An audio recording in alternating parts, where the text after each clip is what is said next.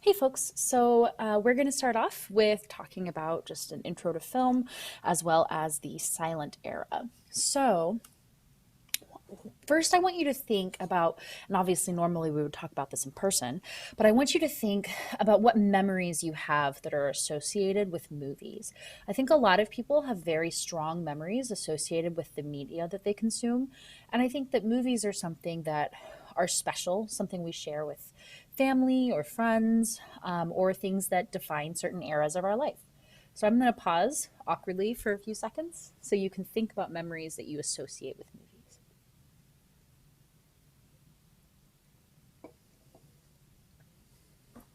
Okay.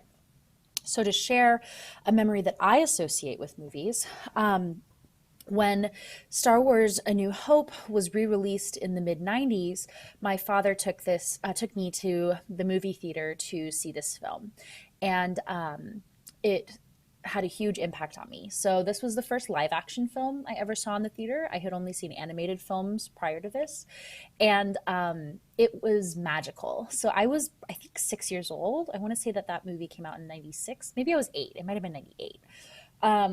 And it just transported me. All of the lights on the rose looked like the lights of the Millennium Falcon. And when the walls rumbled during the trash compactor scene, I felt like I was there. And that moment with my dad birthed a lifelong love of cinema and especially of seeing movies in the theater for me. So, this year, over this course, we're going to learn how to be media critics. But what does that mean? Well, media criticism means analyzing media, so movies, books, television, music, etc., closely in different contexts. So, part of criticism does mean reviewing. I think that's what a lot of people associate criticism with. And that's not an inaccurate understanding, but it is a very simplistic understanding. So, reviewing media is part of media criticism, but media criticism also consists of analyzing media through different lenses, whether that is through different philosophies such as feminism, post structuralism, postmodernism, Marxism, whatever you want, cultural lenses, social justice lenses, artistic movements, whatever topic might interest you, you can find media to analyze within that ideology. So, why does media matter? Well, I don't know what you guys think, but normally we would discuss this in person. But obviously, as we saw from the memories that we thought about or talked about earlier in this PowerPoint, media has a tremendous influence on our memories, on people that we bond with or don't bond with, on even who we are. A really good example for me is the Harry Potter series. Which really defined and shaped me as a young person and has now become a kind of complicated piece of media to engage with, and something that because of the creator I have to really examine what role that media plays and in my identity and just in in liking it and kind of really evaluate that within the constraints of my morals and values and things like that. So, media is very important. Okay, so we're going to talk a little bit about some basic film vocabulary that we're going to use during while analyzing these films this year. So, this is all going to help us become better film critics. Excuse me. So some of this might be vocabulary that you're already familiar with. Some of it might be new, but either way, it is vocabulary that I want us to kind of internalize and use this year. So the first one is scene, which it's kind of hard to define what a scene is, right? It's usually just sort of something that um, you're aware of. It's a scene, right? So a scene is just one complete segment of the narration.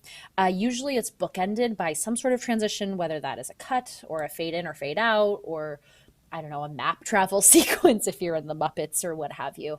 But it just means one part of the movie. So instead of saying, oh, in the part where Groucho Marx talked about having an elephant in his pajamas, you would say, oh, the scene where, etc. Editing. So editing is how shots are put together. So it's splicing shots together, cutting them. Back in the day, you used to physically cut the film, obviously, and splice it together. Adding sound, music. If you're watching a more recent film, maybe post processing or CGI, things like that. So editing is a crucial part of film, and also historically, editing in Hollywood has been largely done by women, which is something that I find very interesting. That there's this aspect of Hollywood that is actually dominated by women. It's pretty interesting. All right, lighting. Again, this is another thing where it's like, duh, Rachel, right? But lighting means the way the scene is lit, and normally. Anyways, and normally if we were in person, we would talk about ways that different lighting can influence the mood, can create symbolism, etc., etc. This year, we're going to take a look at a lot of ways that lighting is used effectively. Lighting is one of those things that, when done well, you don't necessarily think about it unless you're looking at someone like Dario Argento, who is using, very dramatic lighting that really draws your attention. But good lighting is often something that we kind of take for granted. Excuse me. All right, a shot. A shot, we refer to this using discussing the way a camera is set up. So there are a lot of different kinds of shots, and we're going to talk about those some today and also this year. But it's different from a camera angle, but also kind of similar. It's a rectangles and squares thing. But shot is just capturing the image with your camera. Cinematography refers to the visual art of making a film. And so this is kind of an umbrella term under which you have a lot of other different smaller jobs and aspects. That's why cinematography or a cinematographer is such a large Academy Award category, because the cinematographer really controls the entire visual feel and art of an entire film. Obviously, they work closely with the director to create that director's vision, but depending on the involvement of the director, that cinematography might have different levels of freedom to create whatever visual vision they have for that film. Okay, so early film. So by 1900, people had actually been experimenting with different kinds of cameras, including video, actually, for decades. I mean, the photographic camera, the photography camera, taking still images had existed for decades at this point. And people had been experimenting with taking those still images and moving them in such a way that they created what looks like film, like video. But Georges Méliès in 1902 released a film called A Trip to the Moon. And while A Trip to the Moon is not the first film, a lot of people kind of consider it like the first complete film, or it's short, it's 15 minutes. And normally we would watch this together in person, but there is a link in the class, in the course, to watch A Trip to the Moon individually. Please take some time to do that. It's a trip. It's really fun. It's about 15 minutes long, so it's not going to take up too much of your time. Okay, so silent film. So the silent era lasted from about the 1910s to the late 1920s. There were still silent films coming out in the early 1930s, but after the jazz singer popularized talking film, or talkies, silent film became a lot less common. The silent era was an era of an immense artistic innovation, which this is something I talk about in my world history class, which is that when something is brand new, you can invent a whole lot of stuff because nothing's ever been done before. So a lot of filmmakers were just inventing techniques, experimenting left and right. And the silent era, a lot of people think of silent films as being very boring. And I think that, yeah, there are a lot of silent films that are boring compared to, our modern sensibilities. But there's a lot of silent film that is super interesting, and we're going to look at a few of those during this unit. But the most important legacy from the silent era is that it created a tradition of film being a visual medium. And so this is something that we're going to talk about a lot, and something that I tell all of my students, which is that film is a visual medium. It's a visual medium. And normally we would discuss what this means, but what I mean when I say that film is a visual medium, I mean that good film and good cinema, pure cinema, if you want to go that route, um, should do most of its storytelling visually. Um, and the best directors in the silent era sought to tell their film through visuals and to use as few title cards or interstitial cards, which are the cards that come up and have the writing on them. They tried to use as few of those as possible. Um, so let's talk about this man with the boater, D.W. Griffiths. He was a very important and pioneering silent film director. He created the first feature length film, Birth of a Nation, in 1915. He pioneered close ups, other cinematic techniques, had the first large scale battle scene with extras, the zoom, the tracking shots, so many things. So the first shot that we're going to talk about is a close-up. So a close-up is a tight shot on a subject. Tight meaning it doesn't. There's not a lot of room for the subject. There are also extreme close-ups. So a close-up is usually going to include, kind of the shoulders and head, but an extreme close-up might be much tighter on the face. Now, a close-up can also be a close-up on a an item, or some significant image that is not a person.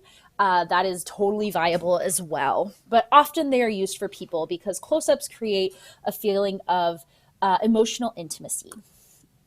So they create connection between the audience and the character, and they show us the characters, their emotional, psychological state, what they're thinking, maybe any ideas they might have if their eyes go a certain way, things like that. So Steven Spielberg, he kind of abuses zooms and close-ups to create emotion. You can see some examples here of the Spielberg close-up from Saving Private Ryan, War Horse, E.T., and Jurassic Park. I don't know why I said it that way.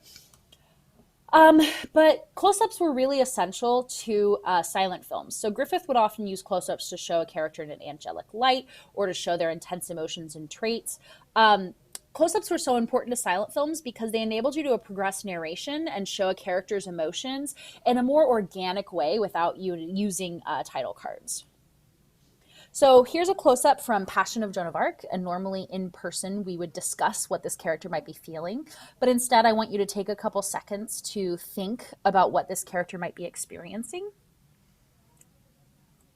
Here's another one from Battleship Potemkin, Birth of a Nation. Think also about how the director is trying to portray the characters. Cabinet of Dr. Caligari. Okay, so let's talk about Birth of a Nation. So Birth of a Nation is the first feature film. It was 3 hours long, and it was what we would call today a blockbuster. It broke box office records on a massive scale. It was the first film to have an intermission, a musical score that would have been played by an orchestra. It pioneered close-ups, fade-outs, parallel editing, which means when you see things going on in two locations at the same time. It was the first to stage a battle scene with hundreds of extras. And it was the first film to be screened in the White House. Woodrow Wilson called it history written with lightning, which is problematic, and here's why. So, Birth of a Nation was adapted from a novel called The Klansman, which was written by an author named Thomas Dixon Jr. And in this novel, the KKK, the novel covers the origins of the KKK after the Civil War. And they are portrayed as a heroic force, while black men in Birth of a Nation are portrayed as animalistic and violent. Most of the black characters were actually white actors in blackface who were acting stereotypically. And the NAACP pushed hard, for obvious reasons, to ban the film from being shown. A major legacy, Birth of a Nation's legacy is complicated, and it's a highly problematic film. I personally have no problem writing it off, and we won't be watching the film. We'll be watching a video essay discussing the film and its legacy. But it is important to recognize the artistic contributions of Birth of a Nation because the film industry that we know today might not exist without this film. I'm sure eventually, it might have happened, but anyways, so the biggest legacy of Birth of a Nation is probably the revitalization of the KKK. So when this movie came out in 1915, the KKK had almost become extinct. And Birth of a Nation actually renewed interest in the KKK and in the Ku Klux Klan, if you're not familiar, which is a white supremacist hate group. And it's possible, if not for Birth of a Nation, that the Ku Klux Klan would be extinct today if not for this film. D.W. Griffith actually created a film the year after he released Birth of a Nation called Intolerance, which was actually a response to censorship attempts. So, interestingly enough, he criticized people that called his film racist and said that they were intolerant. Which is an interesting argument. It set a precedent for modern feature films, as well as creating all of the techniques in filmmaking ideas that we talked about on the last slide. And in 1992, this film was actually selected by the Library of Congress for the National Film Registry, which is a collection of films that the Library of Congress deems culturally or historically significant to American history. So we are going to watch an 8-minute video discussing Birth of a Nation and its legacy. The link to that is in the course. And then afterwards, there are 2 clips that I want you to watch from the film Black Klansman. And the first clip, to set it up, and I'll give you a big content warning because it talks about an instance of lynching and also depicts the swearing in of members of the Ku Klux Klan. But I really love in this film how Spike Lee parallels this scene where an older Black member of the Black Power movement is discussing these really horrific events that happened as a result of Birth of a Nation. And so in the first, it's a discussion. It's very powerful. It's a discussion of lynching.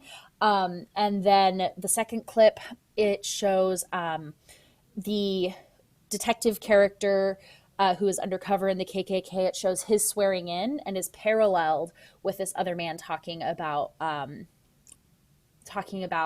this lynching and talking about Birth of a Nation. And so it shows the KKK's response to Birth of a Nation, while these other people who are, it shows this white supremacist group and this Black Power group at the same time. And it's very emotional and harrowing in a bit, and I think that you'll get a lot out of it. So go ahead and watch that video and those clips. It's all on the course, and I don't want to say hope you enjoy because they're both kind of rough, but I'll see you later.